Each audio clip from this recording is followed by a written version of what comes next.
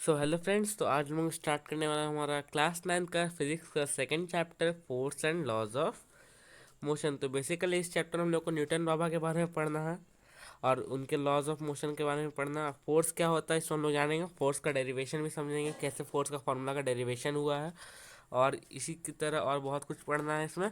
तो चलिए शुरू करते हैं बिना किसी बकवास के।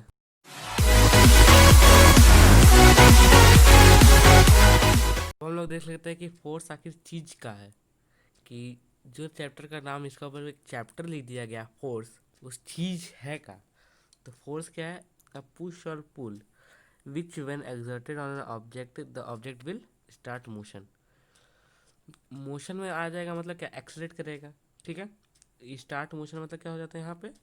एक्सेलरेशन हो जाता है वहाँ पे, एक्सेलरेट। ठीक है, एक्सेलरेट करेगा। तो मतलब जो हम लोग कोई ऑब्जेक्ट है, जैसे उसका हम पुश लगाते हैं या पुल लगाते हैं। अब हम लोग बढ़ते हैं हमारे फर्स्ट टॉपिक पे, जो है हमारा क्या है? फोर्स। तो भैया ये फोर्स चीज का है, अभी हम लोग को समझना है। तो फोर्स बेसिकली है a push or pull which when exerted on a object then object will start motion. Start motion मतलब वो एक्सलेट करता है। ठीक है, तो हम लोग को जैसे कि कोई ऑब्जेक्ट है, ठीक है, उसका ऊपर हम लोग पुश लगा रहे हैं, तो वो क्या करेगा? आप खुद ही देख लीजिए, आप कोई ऑब्जेक्ट के ऊपर धक्का लगाते तो क्या करता है? मूव करेगा।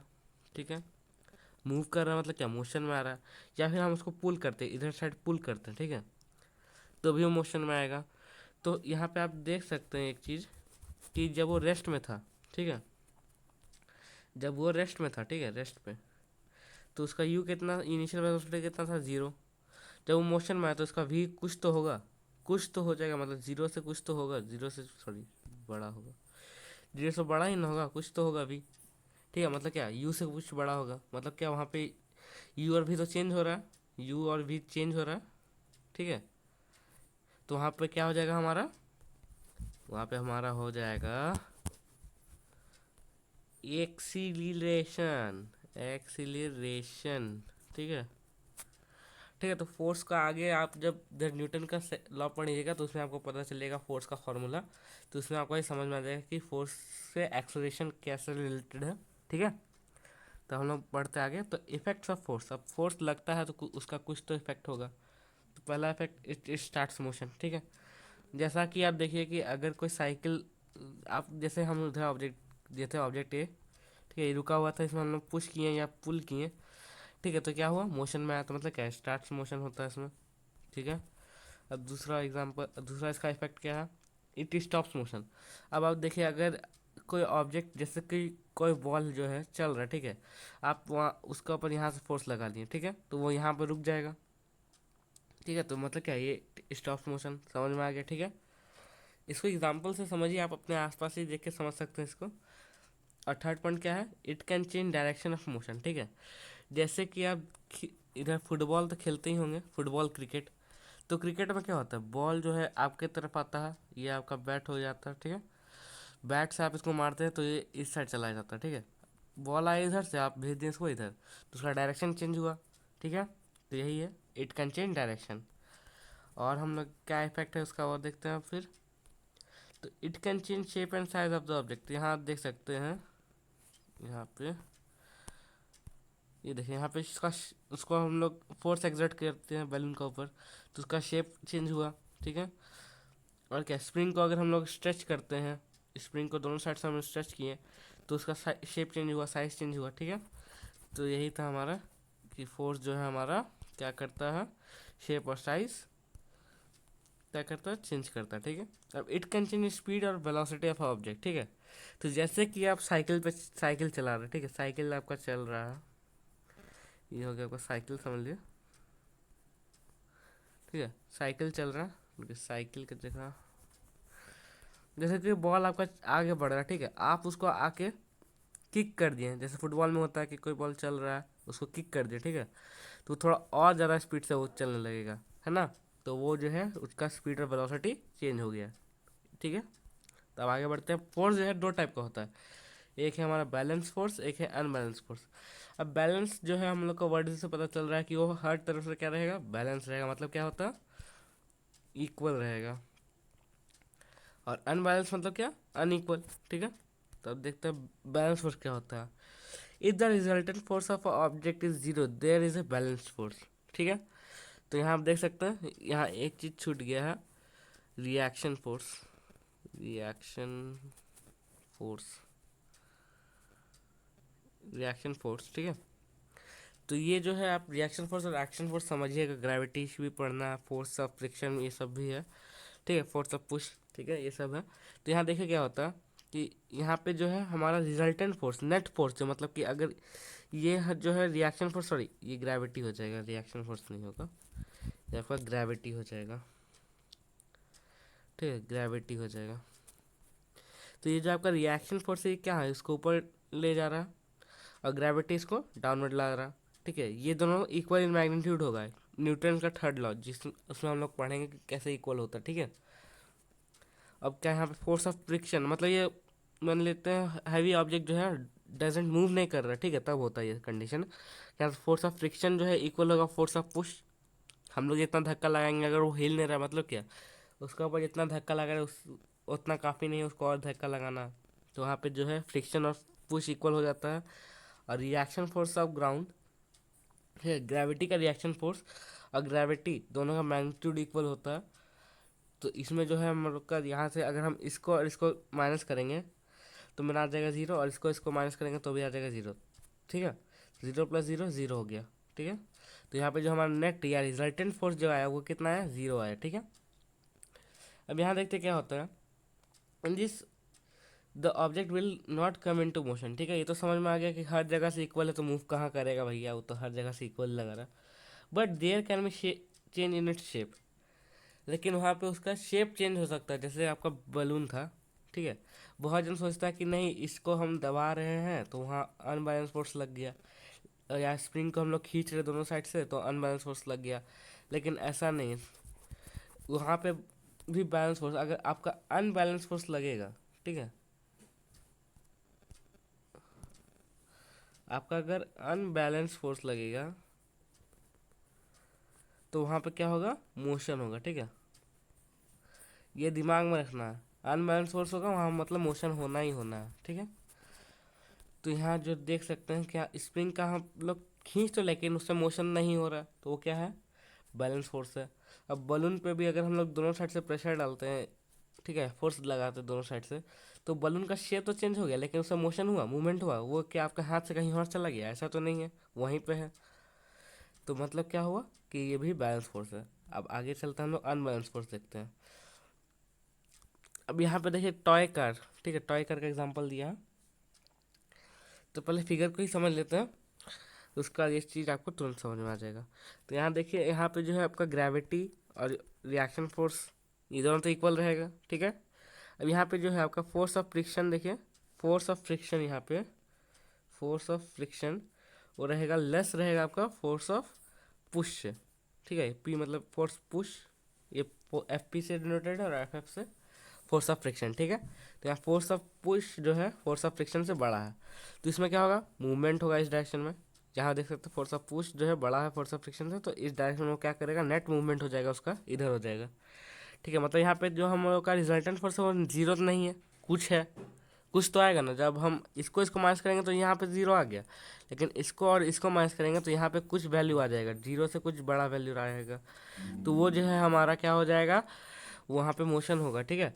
तो यहाँ पे क्या होगा, इन दिस मोशन या in this force when exerted object will come into motion, ठीक है। तो मतलब क्या हो जाता है, ऑब्जेक्ट जो है हमारा मोशन में आ जाता है, ठीक है। तो अब आगे बढ़ते हैं। अब गैलीलियो ऑब्जर्वेशन क्या है, तो भैया गैलीलियो के बारे में जानती होंगे, बहुत कुछ डिस्कवर किया था, पेंडुलम का डिस्कवरर था, पेंडुलम का वर्किंग के बारे में उसी ने बताया था। और जो उसका लॉ ऑफ इनर्शिया है, गैलीलियो लॉज ऑफ इनर्शिया, उसी की मदद से न्यूटन बाबा अपना पहला लॉ दिया था, ठीक है। तो न्यूटन बाबा के गुरुजी समझ सकते हैं एक तरह से, लेकिन वही समझ लीजिए न्यूटन बाबा के गुरुजी ही थे, लेकिन उनके असलियत में गुरुजी नहीं थे, ठीक है। तो यहाँ देखिए मतलब इसका इसका स्टडी करने के बाद न्यूटन बाबा जो है अपने तीनों लॉज दिए थे, ठीक है। इसमें गैलीलियो क्या देखते हैं, यहाँ पे दो इंक्लाइन प्लेन है, ठीक है। तो यहाँ पे देख सकते हैं आप, यहाँ एक बॉल रखा हुआ है, यहाँ बॉल है, तो वो क्या देखते हैं इसमें कि बॉल को हम कोई हाइट से अगर हम इंक्लाइन प्लेन पर नीचे भेजें, ठीक है, नीचे गया, वो ग्रेविटी के कारण नीचे आएगा, ठीक है। लेकिन उस टाइम ग्रेविटी तो था नहीं, लेकिन बस हम लोग को इतना पता था कि वो नीचे आता है, ठीक है। तो नीचे आने के बाद गैलीलियो क्या देखता है, अगर उसके सामने ही कोई और इंक्लाइन प्लेन रखा जाए तो वो उतना ही हाइट अचीव करेगा जितना हाइट पे से वो आया था। मतलब ये यहाँ से आया था तो यहीं पे देख सकते हैं आप, यहाँ इस फिगर में भले उसका एंगल कुछ भी हो, चाहे वो 30 डिग्री का एंगल पर रखा हो या 40 डिग्री या 90 डिग्री का एंगल, 90 डिग्री नहीं, 60 डिग्री का एंगल पर रखा हो, तो भी वो उतना ही ऊपर जाएगा जितना वो स्टार्टिंग में आया था। तो यहाँ से अब गैलीलियो क्या सोचते हैं कि अगर हम कोई ऑब्जेक्ट ऊपर ऊपर से गिरा है और यहाँ पे अगर कुछ मतलब कि कोई स्लोप ना हो, यहाँ पे स्लोप ना हो, स्लोप एब्सेंट रहेगा, तो क्या हो जाएगा वहाँ पे उनका सोचना था कि वो जो ऑब्जेक्ट है वो चलते ही रहेगा हमेशा के लिए बिना रुके। तो ये जो ऑब्जेक्ट जो है क्या कर रहा है यहाँ पे, मोशन को क्या कर रहा है, रेजिस्ट कर रहा है, ठीक है। मोशन मतलब वो रुकने को रेजिस्ट कर रहा है, मतलब अपना चेंज इन मोशन को रेजिस्ट कर रहा है, ठीक है। चेंज इन मोशन को, सॉरी मोशन को नहीं, चेंज इन मोशन को रेजिस्ट कर रहा है, ठीक है। तो मतलब क्या, वो अपने मोशन में ही रहना चाह रहा है। तो ये जो है, इसको हम लोग क्या बोलते हैं, बेसिकली इनर्शिया बोलते हैं। इसके बारे में और डिटेल में हम लोग आगे देखेंगे, ठीक है। तो इनर्शिया का आइडिया जो है वो न्यूटन बाबा यहीं से लिया था कि इनर्शिया क्या होता है, और इसी के मुताबिक गैलीलियो भी अपना लॉ दिया था। क्या दिया था गैलीलियो लॉ, उसका नाम क्या था, हाँ, उसका नाम था गैलीलियो लॉ ऑफ इनर्शिया। उसका नाम क्या था, गैलीलियोज लॉज ऑफ इनर्शिया, ठीक है। तो गैलीलियो जो अपना इनर्शिया के ऊपर लॉ दिया था उसको हम लोग क्या बोलते हैं, गैलीलियोज लॉ ऑफ इनर्शिया, ठीक है। तो अब बारी आती है हमारे चैप्टर के जो कुछ इंटरेस्टिंग बातें हैं जो कि हमारे न्यूटन बाबा से रिलेटेड है। तो न्यूटन बाबा को सबको ही जानते हैं कि उनके ऊपर जो है पेड़ से क्या गिरता है, एप्पल। तो उनको ज्ञान की प्राप्ति हो जाती है, ठीक है। तो अब देखते हैं उनके सिद्धांत कैसे थे। तो उनका जो पहला सिद्धांत था, यानी न्यूटन का जो हमारा फर्स्ट लॉ ऑफ मोशन था, फर्स्ट लॉ ऑफ मोशन, ठीक है, every body which is at rest will remain rest and any object which is in motion will continue its uniform motion in straight line unless and until an external force is applied to the body। इसका मतलब क्या हो गया, इसका मतलब हुआ कि जैसे कोई बॉडी है, ठीक है, वो अगर रुका हुआ है, ठीक है, रेस्ट पे है, मतलब उसका इनिशियल वेलोसिटी कितना हो गया, 0। तो रेस्ट पे ही रहेगा जब तक हम लोग उसके ऊपर क्या नहीं करते हैं, फोर्स अप्लाई नहीं करते, तब तक वो क्या रहेगा, रेस्ट पे रहेगा। फोर्स जब तक अप्लाई नहीं होता रेस्ट पे रहेगा, ठीक है। और अगर अगर क्या अगर तो अगर जो है, अगर कोई बॉडी मोशन में, मतलब इस डायरेक्शन में मोशन कर रहा है, ठीक है, कुछ वेलोसिटी के साथ, ठीक है, तो वो उसी वेलोसिटी के साथ स्ट्रेट लाइन में मोशन करेगा। ऐसा नहीं कि सर्कुलर पाथ में मोशन करेगा, स्ट्रेट लाइन में मोशन करेगा उसी वेलोसिटी के साथ। तो इससे एक तरह बोल सकते हैं कि कोई भी चीज़ जो है बहुत आलसी होता है, आलसी हम लोग भी आलसी ही रहते हैं वैसे ही। कोई भी चीज़, न्यूटन का सिद्धांत यही बोलता है, कोई भी चीज़ है बहुत आलसी, जब तक उसके ऊपर कुछ दबाव यानी फोर्स नहीं डाला जाए, दबाव नहीं बोलेंगे इसको, बल नहीं डाला जाए, तब तक वैसा ही रहेगा, ठीक है। तो अब यहाँ से जो इसको जो हम लोग एक और नाम बोलते हैं, क्या बोलते हैं इसको, लॉ ऑफ इनर्शिया, इनर्शिया, ठीक है। इसको हम लोग क्या बोलते हैं, लॉ ऑफ इनर्शिया, और इसको बोलते हैं हम लोग, यही जो हमारा था गैलीलियो लॉज ऑफ इनर्शिया, ठीक है। तो इसको अब हम लोग इनर्शिया क्या होता है देख लेते हैं। द टेंडेंसी ऑफ बॉडी, ठीक है, the tendency of body to resist, जो रजिस्ट होता है इसका मतलब होता है रोकना, ठीक है, रोकना, ठीक है। तो जो tendency of body to resist a change in its state of motion, in its state of motion, कैसा कैसा स्टेट होता है, 3 स्टेट होता है। जैसे कि वो हमारा हो गया पहला स्टेट क्या, कि वो रेस्ट पे है, रेस्ट वाला। दूसरा क्या था, मोशन, ठीक है। और तीसरा क्या है हमारा, डायरेक्शन पे भी होता है, ठीक है। जैसे कि आप लोग बाइक चलाते हैं या कार पे आप लोग मेनली बैठते हैं, तो अगर कार मूव करता है तो आप एक डायरेक्शन में चले जाते हैं। या रोलर कोस्टर पे अगर आप लोग बैठे हैं तो वहाँ पे भी, कि रोलर कोस्टर अगर डाउन अगर साइड घूमता है तो अचानक से हम लोग का बॉडी दूसरे साइड पे चला जाता है, ठीक है। तो वही होता है यहाँ पे भी। तो हम लोग देखते हैं कि इनर्शिया अगर है तो वो भी किसी चीज़ के ऊपर डिपेंड करता है। तो क्या किसके ऊपर डिपेंड करता है? वेट के ऊपर। तो मतलब क्या, इनर्शिया, इनर्शिया जो है डायरेक्टली प्रोपोर्शनल टू क्या है? वेट है, वेट ऑफ ऑब्जेक्ट। ठीक है, इनर्शिया जो डायरेक्टली प्रोपोर्शनल टू है हमारा वेट ऑफ ऑब्जेक्ट के ऊपर डायरेक्टली प्रोपोर्शनल होता है। मतलब जितना बड़ा वेट उतना ज़्यादा इनर्शिया रहेगा उसके पास। आप देख भी सकते हैं, अगर कोई हैवी बॉक्स है, ठीक है, आप इसका फोर्स लगाते हैं, इसका ऊपर आपको ज़्यादा फोर्स लगाना पड़ता है इसको हिलाने के लिए। और जो वहीं अगर लाइट बॉक्स है तो उसको ऊपर आप लोग कम फोर्स पे लगाएंगे तो भी वो हिल जाता है। ठीक है, तो ये हो गया इनर्शिया। अब यहाँ से हम लोग बढ़ते आगे मोमेंटम। तो मोमेंटम क्या है? Momentum is defined as a product of mass and velocity, it is generated by V. ठीक है, तो मास ऑफ क्या, मास और वेलोसिटी का प्रोडक्ट मतलब क्या, P is equal to M V, simply हम लोगों को पता चल जाएगा। ठीक है, तो पी यहाँ पे क्या इसका, बट यहाँ पे पी जो है डायरेक्टली प्रोपोर्शनल टू मास है, और पी जो है डायरेक्टली प्रोपोर्शनल टू वेलोसिटी है। ठीक है, वेलोसिटी। तो इसका मतलब क्या होगा, अगर एम बढ़ेगा, एम बढ़ेगा तो पी भी बढ़ेगा।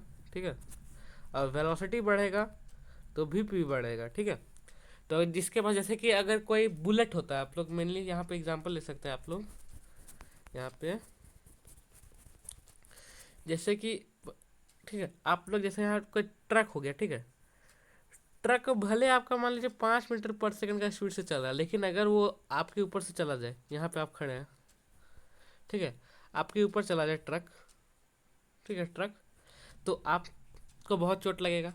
और मतलब क्या, उसके पास, ट्रक के पास क्या है, ट्रक के पास मेनली क्या होता है आपका, मास ज़्यादा है, मास जो है बहुत ज़्यादा हो जाता है। ठीक है, मास ज़्यादा हो जाता है, तो पी क्या हो जाएगा उस केस में, पी भी हमारा ज़्यादा हो जाएगा। ठीक है, अब हम लोग इसी का, अब वेलोसिटी के ऊपर कैसे डिपेंड करता है, ये इसका भी एक एग्जांपल देख लेते हैं।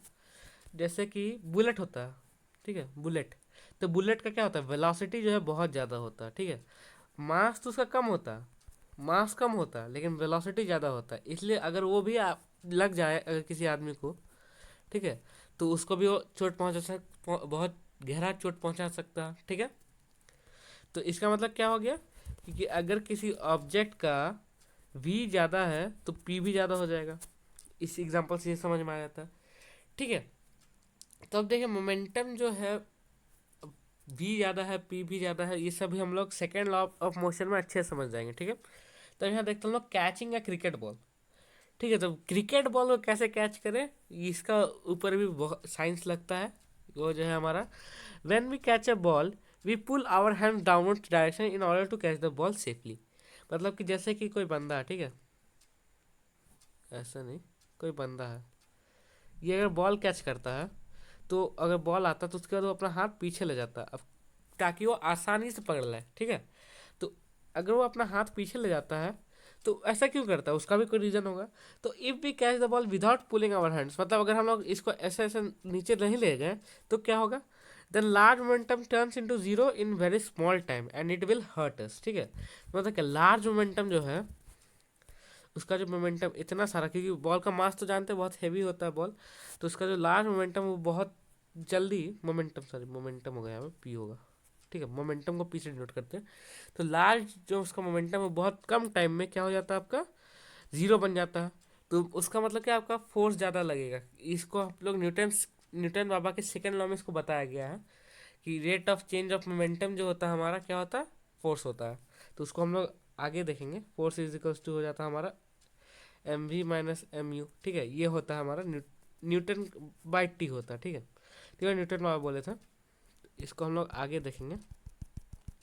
अभी के लिए जो हम लोग को देखना है वो पहले हम लोग समझ लेते हैं, उसके बाद ये आसानी से समझ में आ जाएगा, ज़्यादा कुछ नहीं है सब। ठीक है, तो अब इसको हमने एक और तरीका से, अगर पी जो है हमारा क्या होता है, एम वी, अब वी हमारा क्या होता है, वी इक्वल्स टू क्या होता है, S by T, displacement upon time होता है। ठीक है, तो मतलब क्या हो गया हमारा, P is equals to M into S upon T.